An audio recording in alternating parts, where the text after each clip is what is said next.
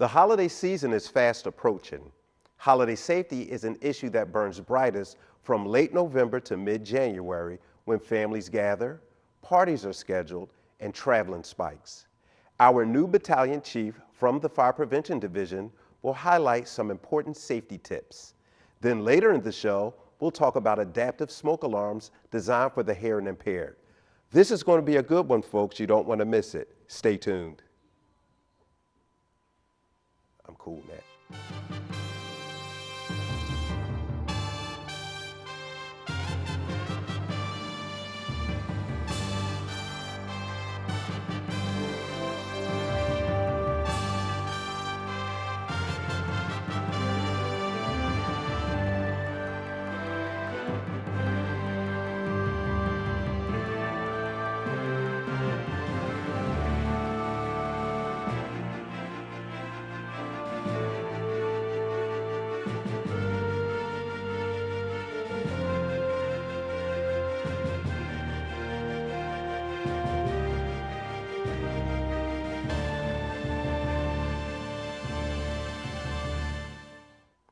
Hello and welcome back to Freedom from Fire. I'm your host, Deputy Chief of Fire Prevention, Charles Johnson.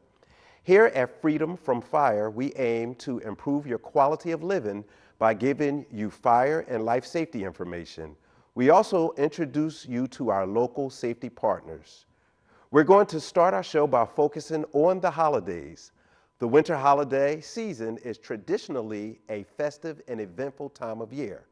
However, statistics show that the incidence of home fires typically increase during this time.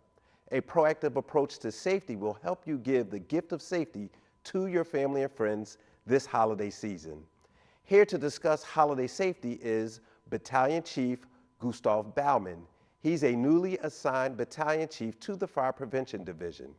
His knowledge, experience, and tenacious personality make him a valuable asset to not only the Fire Prevention Division, but to the Philadelphia Fire Department itself.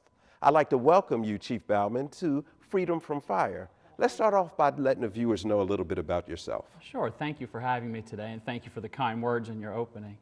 My name is Gustav Baumann. I'm Fire Prevention Division Battalion Chief. I have 24 years of service with the Fire Department, just started the 25th, through fire prevention, fire officer, paramedic, and firefighter.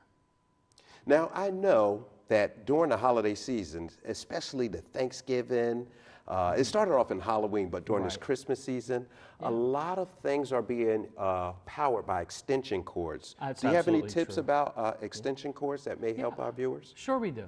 So extension cords, it's very important that they're UL approved. I know everybody hears that, but it may not be something that we're familiar with.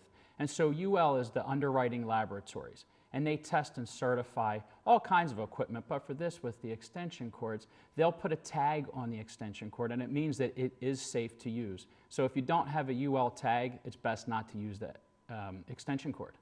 And with extension cords, it's very important that just one device gets used, and preferably a small device, something that doesn't draw a lot of electricity, nothing high-powered. You know, we don't put refrigerators, ovens, and things like that on extension cords, just the small stuff. Okay. So a UL rating, so you said I can look on the extension cord? Yes, and there'll be a little tag on it that has a circle and it says UL inside it. That's what's written. And that means that it is safe to use. And so only plug one thing into an extension cord. Sometimes people use power strips, surge protectors. The surge protection is very good because it would prevent any of your devices from being damaged by the electricity. But overloading an outlet by putting multiple pieces of equipment or devices on a power strip isn't a good idea. Okay. I always tell people that every outlet has a specific number of areas that you can plug devices into for a reason, because we can't tell if we're going to overload the wiring that's behind the wall. And so one outlet, one device. And if you need to put more devices in, don't just add power strips. Think about contacting a licensed electrician to have new ones installed, new outlets, if you can afford that. Ooh, yeah, I know that can get Everyone kind of can't costly. afford it. That That can is get true. kind of That is costly. true. But I know your Yes. life safety is Well, life is more important, and life is priceless. The outlet does have a value on it. okay. Now, I also remember hearing that when you do use extension cords, you should be careful not to place them under carpets. Don't have them for Yes. long term. And please don't staple them to the walls, because anytime you staple something, you risk running the damage of destroying that protective outer coating. And then if they're under the carpets, you won't see them, but you'll walk over them. And just the friction from daily movement will wear away that protective coating and expose the wires. Now, also during this holiday season, the weather tends to get colder. It And does. a lot of individuals are using portable heaters and kerosene heaters. Yes, they do you have any do. safety tips regarding those? Sure. So most common two types are kerosene heaters, which is a fuel-based, and then electrical space heaters. And just like we talked about with the extension cords, it's very important that electrical space heaters get plugged directly into the outlet. Don't put them on a power strip. Don't put them on an extension cord. They draw too much electricity not to be put directly into the wall. Now with the fuel ones, the kerosene is our most common type. That's a little bit more dangerous for us. We have more concerns than we would with the electric. First, kerosene is a combustible, flammable liquid, and so we don't want to store that in the house.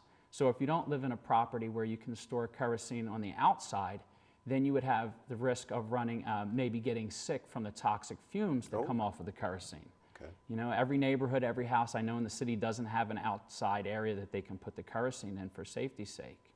And then in addition to that, it is a fuel. And so fuel's being burned just like cars do. And it gives off fumes, and it also gives off carbon monoxide. And carbon monoxide is colorless, odorless, and tasteless, yet is very harmful to us. And so if you're going to use a kerosene heater, it's very important that you leave a window cracked. And I know people may laugh at that, say, well, it is cold outside, so why would I want to open a window? But the reality is that those fumes and the carbon monoxide would build up. So please, if you're going to use a kerosene heater, open the window approximately 1 to 2 inches in that area so the fumes can get out. I have to let you know I'm learning a whole lot right now, Yeah. Chief. I'm glad I have you on. Okay. So with the kerosene heaters, you're saying we should store the kerosene on the exterior of the house? Yes. I can't place it in my basement? No, please don't, because even if it's not being used, it's still going to give off fumes. Okay. And also you said when I'm refueling my kerosene heater, to refuel it on the exterior as well? Yes. And so the rule of thumb is if you can't pick up that heater and walk away outside with it, then don't fuel it up yet because it's still too hot and we don't want to ignite that fuel. But once it's cool enough, then we want to do it outside because we don't want to have any fuel spills in the residence. And just in case if there was an issue with a fire concern, that would not be inside where you and your family are. So let me just rewind this back because I grew up sure. in West Philly. I Okay. grew up in the hood. I can understand and listen, that, yeah. We did things with the kerosene heaters such as when it was getting low, just top it Sure, off just right while top it's it there, right off. while it's still running. Right. But you're saying And do not do that. Please don't do that. Now, granted, you know, people have done that through the years and had no emergency happen, but we want to make sure that it never happens. And the only way we can guarantee that there is no fire emergency is please don't refuel it while it's hot and also do it outside. Take the fuel outside, take the heater outside. Chief, thanks. I just want to recap this for myself, Yeah, honestly. sure. So I'm storing my kerosene outside. Yes. I'm going to refuel my kerosene heater by waiting until it's completely cool to the touch. Yes. Carrying it to the exterior and then refueling it. Correct. And also when I'm operating it indoors, I'm going to crack my window to let the fumes out. 1 to 2 inches. Yes, 1 to please 2 do. inches. Let I the had fumes no and the idea. carbon monoxide out. Now listen, one more question about the kerosene heater. Like I Yeah. said, I grew up in the hood. Yeah. Individuals like to cook on top of the kerosene Oh, heater. please don't cook. That's what a stovetop is for. Not a hot plate. It's just a heater for you. If it was designed to cook food, it would have a part on it at the top that would allow it to be done properly. Sometimes people have to turn the heat up on the kerosene heater just to cook on the top. And I'm quite And sure let's that could not be do that. dangerous. It is. Chief, let's talk a little bit about decorations, holiday Yeah, sure. decorations. Well, decorations are beautiful, right? Everybody has them and there's different types. But some of the decorations can be harmful. Decorations such as holly berries and mistletoe, they can be poisonous and choke hazards. So keep them up high out of the reach of children and pets. And then also, some of the newer ones are battery powered, so they don't use any electric at all, such as lights and candles, things like that. So if we don't have battery operated ones, then we'll use extension cords if we have them, but the extension cords don't get overloaded. And if we can, ideally, plug those decorations directly into a wall outlet. Okay, so we're going to keep the holly and the mistletoe up high. Up high. Because they are poisonous. And even if you have the imitation ones, they still could be a choke hazard. That is true. Want to keep it away from the younger children and the Yes. pets. And you did mention Christmas trees. Do we have any tips on Christmas tree safety? Sure. So first, with the Christmas trees, the decorations that get put on there, anything that's breakable or a choking hazard, please don't put low so that the children and the pets can get to it. But the tree itself is very important. And most time we'll see that people either have a plastic type or a fake tree, if you call it that, an artificial. And sometimes people have a live tree. So the live tree needs to be watered, just like any other plant. And I always tell people the same thing that we talked about with the windows, that 1 to 2 inches. Yes. If you could cut 1 to 2 inches off the bottom of the tree, that would allow this tree to absorb water. And so then you put the tree in the water in the stand, make sure that you fill it every day, and then that will hydrate the tree enough so that it's not dry. However, you'll know the tree is dry and it's time to get rid of it when the needles start to fall off or it starts to sag. And the reason we don't want the tree dry is because a fire hazard, it could burn. Okay, so let me get this correct, Chief. You're educating someone that's a little slow. But so if I cut 1 to 2 inches off the bottom of the tree, place it in the water, you're telling me that the tree will not catch fire? What I'm telling you is you'll decrease your odds of a fire. You'll keep that tree hydrated. Like anything else, if it dries out, then it just becomes anything that could be flammable. Okay, and so also we talked about artificial trees. I know that at my house we have one that says that it's flame retardant or fire resistant. They should always be flame resistant, correct. Does that mean that it will not catch fire? No, it doesn't mean that. What it means is that if the tree is in fire conditions, it will slow burn. It won't burn as rapidly as a live tree or as something that wasn't protected. But you know, with those trees, it's just as important with our heaters. We have to put them in the right area.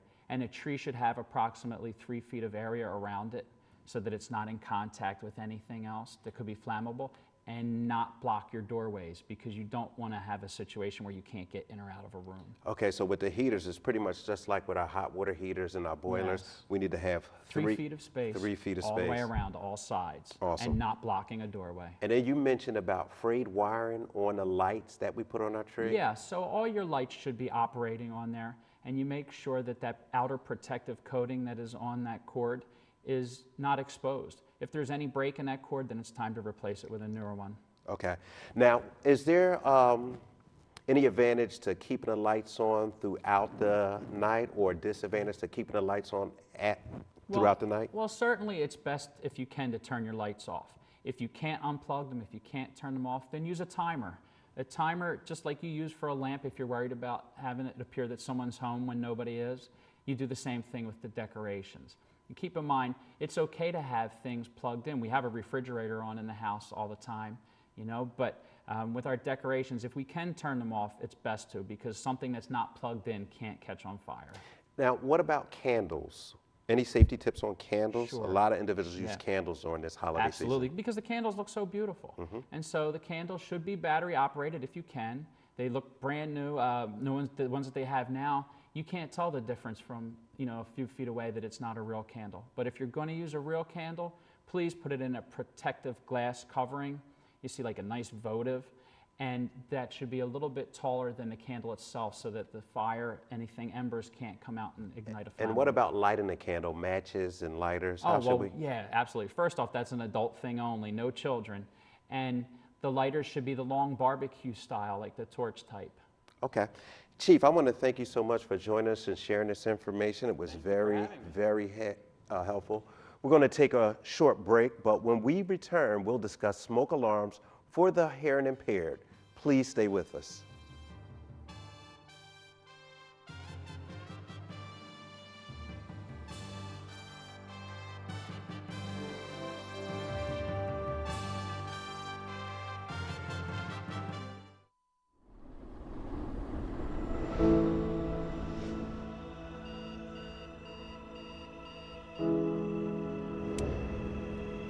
Wake each morning and get lost in the adventure, knowing that you will be ready for wherever the day takes you. Learn from those willing to teach. Their wisdom and their strength will become yours.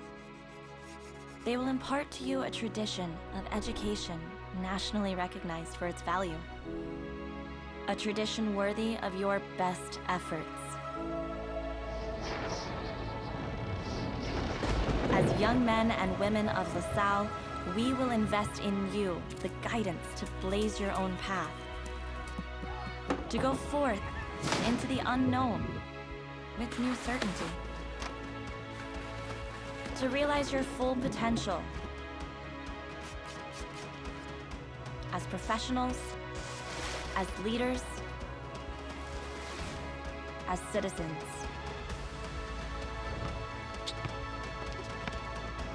To take up your place as the accountants, speech therapists, journalists, and CEOs of your generation. To impact this city and the world beyond. These adventures are yours, and you are ready for them. Explorers are never lost.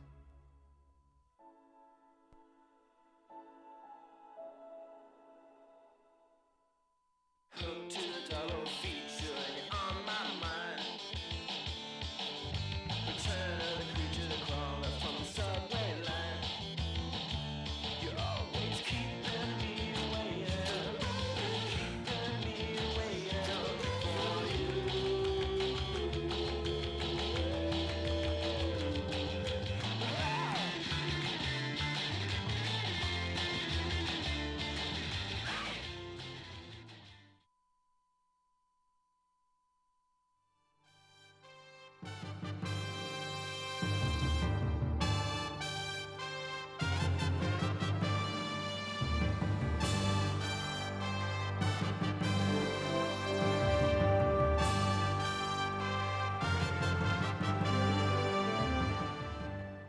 Welcome back to Freedom from Fire. I'm your host, Deputy Chief Charles Johnson. We all know that smoke alarms save lives. In fact, the risk of dying in a home fire is cut in half if your home has working smoke alarms. But what happens if you're hearing impaired? Studies show that only about half of the adults who are hard of hearing wake up to a standard smoke alarm signal. People with hearing issues can't depend on the sound of a regular alarm to alert them to a fire. For those that are hearing impaired, the Philadelphia Fire Department provides free adaptive alarms. And if you're afraid these alarms are difficult to install, put your mind at ease. A member from the fire department will install the alarm for you and will provide a mini tutorial on how to operate it. Now let's learn more about these alarms from firefighter Namor Brown. Firefighter Brown, thank you for coming on. Thank you for having me, Chief. Let's start off by just telling the folks a little bit about yourself. Born and raised in Philly, so I love my city. Ooh. Best job in the world. I've been on for 16 years, December 8th. Man, 16 years. And how long have you been a fire prevention specialist? 3 years. For 3 years, and you're part of the smoke alarm install team. Yes. Please tell us a little bit more about the adaptive alarms for the hearing impaired. So this is the alarm that we have. The whole idea of the adaptive alarms came about on how do we continue to keep a citizen safe, right? And that was a big issue of how we can keep citizens who are hearing impaired safe. So we, getting together, doing some research, we came with this alarm that's easy to install and really great to use. It's user-friendly, it's easy to install, to maintain, and has a 50-foot radius, so it allows you to know what's going on even in your neighbor's house. Right? Okay, so with this adaptive alarm for the hearing impaired, what does it do? So does it throw water on you? Does it have bright lights? Is it a robot that come and tickle you? Tell me about So it. we haven't gotten to that technical yet, right? So what it does is our alarms feed off the frequency of the 10-year adaptive alarms that we have. It'll also feed off the frequency of the hardwired systems in your house, right? So this system is set up with 4D batteries, just in case you lose power. The batteries will take control. This little hockey puck section here, this is the piece that goes under your bed. When it hears the alarm going off, it'll vibrate, and it'll tell you in English and in Spanish that there's a fire. And that gives you enough time to get yourself ready so you can exit the house with your home escape plan. Okay, so let me make sure I understand this. I got to tell you, I'm a little slow, so it's like smoke alarms for beginners right here. So the adaptive alarm for the hearing impaired works in conjunction with the 10-year traditional lithium battery powered Yes, smoke yes, alarm, yes. and they signal to each other, or how So does that work? this is more of a receiver, right? This is set up as an alarm clock, and it also receives the signal. So budget is everything, right? So us as the fire department, we have to understand that when we provide something for our citizens, it's also a budget thing too. How can it be less less costly for the citizens, and that it's something that we use in our homes too. So the whole point of this having the batteries and understanding it works off of our smoke detectors, which is the frequency of 90% of smoke detectors across the country, it made it easier for us to use the system. And then that way, if residents have their own smoke alarms in their systems already prior to us coming, it'll work in conjunction with those systems. Awesome. Could you give us a demonstration on how it would work? Sure, so we come out the box. I got a little box for you, Oh sorry. man, you brought back. Yeah, listen, I the got all the box. props for Got you. the I got all the box. props, right? Boom. So this is the box. Got It the comes box. in here. You open it up. You install the 4 batteries in the back. It's gonna make a lot of noise, so we taped this a little earlier. You install the 4 batteries in the back. There's only one other thing to plug in besides the batteries, and that's the hockey puck thing. This system will literally talk you through everything. It'll tell you if the hockey puck thing is plugged in or not, if the batteries need to be replaced, if it's unplugged from the wall. Once you plug it in, this will replace the alarm clock next to your bed. This piece goes in between the mattress. One thing that we've done, we've put in over 3,000 of these in the city of Philadelphia. So what we've come across is that some people, as you get elderly too, you kind of stay on the first floor. You sleep on your sofa as opposed to sleeping in the bed. This will go in the sofa too, and this will also work just as fine in the sofa. So this goes in between, and this is the part that'll vibrate. Okay. So let me just make sure I say it correctly. So when you said hockey puck thing, so this is that vibrating mechanism, Yes. and you said it can go between the mattress and the box spring? Yes, sir. And this will shake. It'll shake for as long as the alarm that started it goes off. When that alarm is cleared, then it'll stop shaking. Now, again, this has a 50-foot radius. We all live in Philly, or we've been around the city. 50 feet sometimes isn't even across the street. Right. But the fact that it's going to warn you and give you that early warning system so that you can effectively use your home escape plan to get out of the situation. Okay. Now, are we able to actually do a demonstration of this so we can see what it looks like? Yeah, so we're gonna cut to the video. So this is it here with the alarm. So once the alarm sets up, as soon as you set it up, right, it goes through its phases, and it has a self-testing mode. So the self-testing mode is gonna make sure that all the components are working in it correctly. Once it hears the alarm sounds, it pairs to that alarm, and then it'll trigger itself. And when it triggers itself, you're gonna hear the vibrating as it shows on the screen, and then it'll tell you in English and Spanish that there is a fire. And that's when you activate your home escape plan. Okay, so the video that we're looking at right now? Yep. It's a short little video. Okay. Now, so again, so it's that video, right? This is a testing mode. It's only going to go for about 10 seconds. Okay. If the alarm is going off for an hour, this will continually to go stronger in the vibration, and it will go on for an hour. But you're not going to be able to sleep through this. Okay. Because it will wake you. Okay. So now this is for the hearing impaired. Yes. If individuals wanted one of these installed in their home, do they have to have some sort of note from their doctor stating that they are hearing impaired? So we wanted to make this system or the process as easy as possible. So the only requirement is that you live in the city of Philadelphia. Okay, because I got to tell you, something like this will be helpful for an individual even like myself. I'm someone who might sleep through a standard alarm clock when it's time to get up to go to work. Would an individual like myself qualify for that? So if we're gonna install them wherever the need is, right? So sometimes your shift schedules make you a harder sleeper. Sometimes medications, sometimes just different things. If you need it, you know, the number is 311. Call that number. We will also install 10-year smoke detectors in your house. So when we go to your house, it's not just gonna drop off the system. We go through your whole house, make sure that all the alarms in your house are working correctly. If they're not, we're gonna put brand new ones throughout the whole house and drop off the system, And all of these are installed free of charge? free of charge. Okay. Now, with this adaptive smoke alarm, is it a 10-year battery in those as well? No, so the batteries are a year, right? So they come from the factory, it's a year. So the only cost, again, to the citizen will be replacing the batteries. But as long as you know, we'll leave instructions with you. The company is really good. If you have any questions, we can answer all your questions. The only cost would be batteries once a year. We haven't gotten to the point where you have it 10 years in these yet. Okay, so if you maintain it properly, how long will a system like this last? So this should be good for 5 years. Okay. And again, you know, anything's electronic, you know, we go by what the manufacturer's saying. We just, you know, go from there. Do you have any stories about these actually working to save lives in the city of Philadelphia? Well, or beyond? I have one funny one and one save life. Give us both. So, well, we had to save life. We got about a minute. So we had to save life in West Philly when we were doing another install. He actually came out and said to save his life because the fire was next door, and he got out the building, right? So he got out of his home. The second one is I wanted to test these to make sure it worked.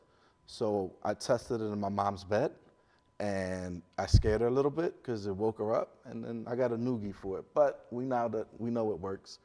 So this is the system that I've used in my house with my families, so I know it'll work in your And house. so once again, individuals that are interested in having these installed, how do they go about? 311. The same way that they inform the fire department that they need the 10-year traditional Yep. by calling 311. Yep. Okay. Remember, if you would like to find out more about LaSalle TV, you can check out our social media sites. And if you're interested in learning about the Philadelphia Fire Department, visit our Facebook, Twitter, and web pages. I would like to once again thank our guests for joining us today. I also would like to thank you for tuning in and watching. So until next time, remember, fire is everyone's fight. Stay safe and remain free from fire.